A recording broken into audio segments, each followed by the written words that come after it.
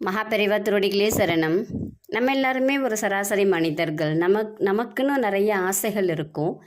அந்த ஆசைகள்லாம் நியாயமானதாக இருக்கணும். நியாயமானதாக இருந்துச்சுன்னா அதை அடையிறதுக்குரிய வழிகள் நமக்கு இருக்கணும். நம்மளுடைய மனது நமக்கு கிடைக்காதுங்கிற ஒரு இதை நினச்சிடுச்சுன்னா நம்ம போராட்டத்துக்குள்ளே தான் போவோமே தவிர அது வழிக்கு போகவே மாட்டோம். நமக்கு தேவையானதை நடத்தி வைக்கிறதுக்குரிய வழிக்கு போகவே மாட்டோம். அப்போ நம்மளுடைய மனதையும் நம்மளுடைய உடலையும் நம்ம சரி செய்யணும். அப்போ தான் நம்ம கரெக்டான வழியில் போக முடியும். இதுக்கு ஒரு நம்பர் 3 வார்த்தை, அவ்வளோதான். அப்படி ஒரு பவர்ஃபுல்லான வார்த்தைகள் அது. நீங்கள் அந்த வார்த்தைகள் ஒரு மேஜிக் வேர்ட்ஸ்னே சொல்லலாம். எண்களும் மேஜிக் எண்கள்னே சொல்லலாம். ரொம்ப கஷ்டம்லாம் கிடையாது. ரொம்ப எளிமையான வார்த்தைகள் தான், எளிமையான எண்கள் தான். இதை நம்ம தினமும் ஒரு 54 தடவை ஒன்று சொல்லிக்கிட்டே இருங்க. சொல்கிறத விட எழுதுறது ரொம்ப நல்லது. உங்களுக்கு எந்த நேரம் கிடைக்குதோ அந்த நேரத்தில் நீங்கள் எழுதலாம். இதுக்கு இப்படி பண்ணிட்டு உட்காரணும், இந்த திசையை பார்த்து உட்காரணும், அந்த திசையை பார்த்து உட்காரணும் அப்படிங்கிற எந்த ஒரு கண்டிஷனுமே கிடையாது.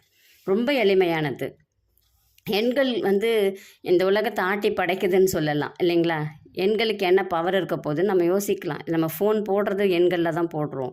காசு கொடுக்கறது எண்களில் தான் காசு கொடுக்குறோம். உங்களுடைய டேட் ஆஃப் பர்த்னு தான் கேட்குறாங்க. அதை வச்சு தான் ஜாதகமே எடுக்கிறாங்க. அப்போ அது எல்லாமே எண்களை தான் குறிக்குது இல்லைங்களா? அப்போது அந்த எண்களுக்கு அப்படின்னு ஒரு மேஜிக் பவர் உண்டு. அதே மாதிரி வார்த்தைகளுக்கு அப்படின்னு ஒரு மேஜிக் பவர் உண்டு. நம்மளுடைய தமிழ்லையே வார்த்தைகள் என்ன சொல்லுவாங்கன்னா மந்திர சொல் அப்படின்னு சொல்லுவாங்க, மந்திரம் அப்படின்னு சொல்லுவாங்க. அதுக்கு மாத்திரைகள் உண்டு அப்படின்னு சொல்லுவாங்க இல்லைங்களா?